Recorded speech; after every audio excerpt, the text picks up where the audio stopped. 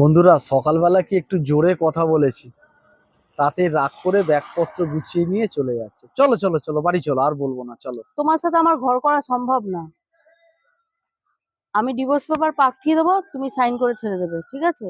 তোমার সাথে আমার ঘর করা সম্ভব না। দেখো, কিছু আমি আর একবারই বলবো, আসলে আসো, না আসলে না আসো। আমি লাস্ট একবারই বলো, তুমি কি আসবে? আর আমি তোমাকে একবারও বলবো না, তাও তুমি আমাকে তেলাবে। তুমি জানো আমি যদি বেরিয়ে যাই, তুমিও হাওয়া। তুমি শুধু মুধু গরম খাচ্ছ, চলো বাড়ি চলো। না না না, তোমার সাথে আমার ঘর করা সম্ভব না। চলো। আহ, বললাম তো যাবো না, কি করবে করো। অত রাগ করতে নেই গো, চলো। আমি ব্যাগপত্র গুছিয়ে নিতে আমি চলো, আমি একটা ডাব খাইয়ে দিচ্ছি, মাথা ঠান্ডা হয়ে যাবে, চলো। ঠান্ডা হওয়ার হলে ঘরেই হতো না। না না, একটা ডাব খাইয়ে দেবো, মাথা ঠান্ডা হয়ে যাবে, চলো। না না, আমাকে অনেক বন্ধু বলেছে যে দাদা, বৌদিটাকে ভালো পেয়ে গেছেন বলে যা ইচ্ছে তাই বলে দিচ্ছেন, আমি গুরুত্ব দিইনি। তা তুমি কি বন্ধুদের অনেকে কথা চলে বলেছে যাচ্ছ? এইভাবে অপমান, বৌদি তুমি সহ্য করো, তাও আমি কিছু বলিনি। আমি ঠিক আছে, মজা মজা মজা করতে করতে এবার বেশি হয়ে যাচ্ছে। এত কষ্ট অসম্ভব। কোথায় রাখবো গো?